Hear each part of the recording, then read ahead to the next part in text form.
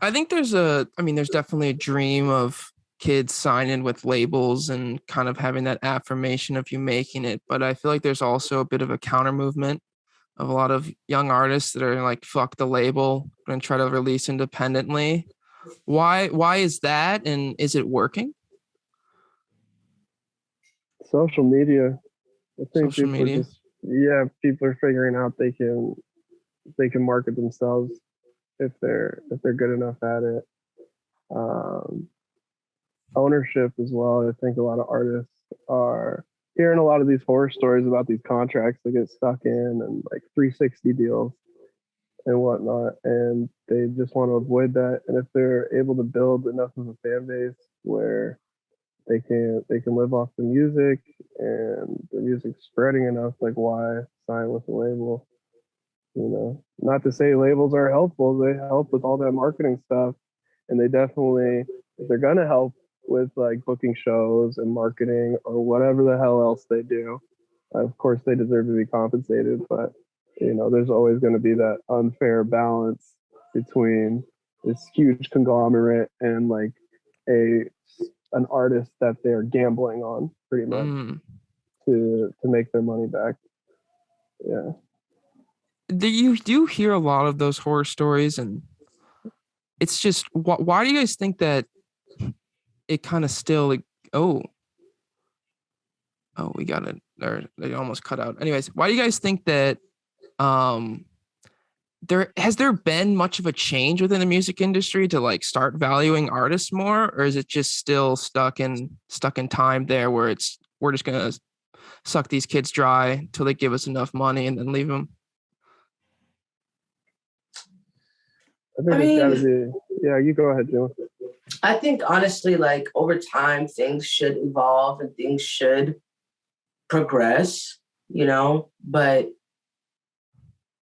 I think a lot of people, like you mentioned earlier, have gone the independent route because they're making the same amount of money as they would if a label was to basically give them a loan and say, "Hey, you sign this loan, a 360 deal, or whatever, and then I want this back. On Mm. top of that, I want an extra percentage or whatever, right?" So I think there's this mass like horse machine basically. Like there's this machine that you don't get as an independent artist. There's this machine that you can't really fathom how much help you can get with the machine working behind you, right? And let's say that this machine is a label. This like for an example, Billie Eilish got famous by putting out a song when she was 13 years old on SoundCloud. Literally put out the song, woke up the next morning, the song had 13 million views. I think it's called Ocean Eyes or something, right? So it's like, cool, that's great. If she had not taken the multi-million dollar route of having a label behind her, how would her success be now? Right? It probably, I don't know, it probably wouldn't be as great. You know what I mean? Or it could be just as great. I don't know. I have seen artists that are independent and they're known and they're traveling and they're selling out their tours and they're making mad money and not having to cut their check with a label because they're their own label. You know what I mean? They may Mm-hmm. have distribution deals which will help them globally, be have their music heard or you know what I mean, like to kind of help out with the marketing. But as far as a label, I mean, you don't really need one if you have a team of people behind you. If you don't, a label can offer you so much more.